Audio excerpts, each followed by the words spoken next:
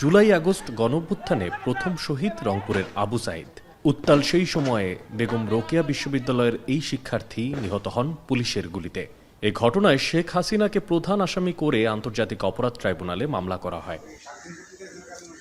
গত ২রা মার্চ ট্রাইব্যুনালের নির্দেশ অনুযায়ী বুধবার সকালে সাবেক এএসআই আমির হোসেন, তাজহাট থানার কনস্টেবল সুজন চন্দ্র রায়, বেগম রোকেয়া বিশ্ববিদ্যালয়ের সাবেক প্রক্টর শরীফুল ইসলাম ও বিশ্ববিদ্যালয় ছাত্রলীগের সাধারণ সম্পাদক ইমরান চৌধুরীকে আদালতে হাজির করা হয়। শুনানিতে প্রসিকিউশন জানায় ২৬ জনের বিরুদ্ধে অপরাধের প্রাথমিক প্রমাণ পাওয়া গেছে এবং তদন্ত শেষ পর্যায়ে রয়েছে। পরে ট্রাইব্যুনাল তদন্ত শেষ করতে আরও ২ মাস সময় দিয়েছেন। আমরা তদন্ত রিপোর্টের জন্য যে সময় চেয়েছি সেটা ট্রাইব্যুনাল মঞ্জুর করেছেন। আমরা 15/6 পরবর্তী দিন ধার্য হয়েছে।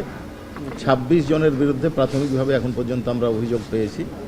আমাদের তদন্ত প্রায় শেষ পর্যায়ে। আশা করছি আমরা পরবর্তী ধার্য তারিখে রিপোর্টটা দাখিল করতে পারব। এদিকে কল্যাণপুরের জাহাজবাড়িতে জঙ্গি সাজিয়ে ৯ জনকে হত্যার ঘটনায় সাবেক আইজিপি AKM শহীদুল হক, সাবেক ডিএমপি কমিশনার আসাদুজ্জামান মিয়া সহ ৩ পুলিশ কর্মকর্তাকে একদিন করে জিজ্ঞাসাবাদের অনুমতি দিয়েছেন ট্রাইব্যুনাল।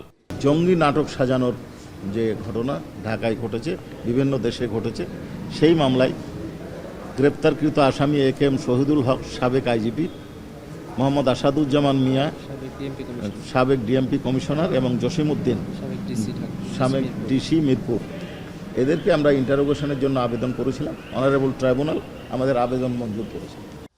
আন্তর্জাতিক অপরাধ ট্রাইব্যুনালে জুলাই গণহত্যার অভিযোগে বর্তমানে মোট ২৩টি মামলা রয়েছে। প্রসিকিউশন জানায় ৩টি মামলার খসড়া প্রতিবেদন চূড়ান্ত পর্যায়ে রয়েছে।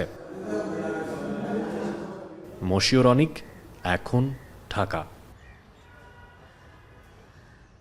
মাঠের অলরাউন্ডার আমি, আর ঘরের all rounder Tylox. Tylox toilet cleaner, clean মানেই টাইলক্স।